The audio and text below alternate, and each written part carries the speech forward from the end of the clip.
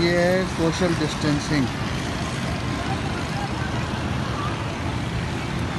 कोई राशन बांट रहा है और आप देख सकते हैं इनका जहालत है।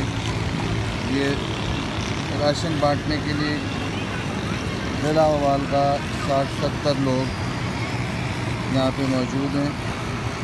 सबकी जानों को ख़तरा है। कोई किसी ने मास्क नहीं पहना हुआ, कोई करीब नहीं है एक दूसरे के। ये गवर्नमेंट की डायरेक्टिव की कितनी खिलाफवर्जी हो रही है।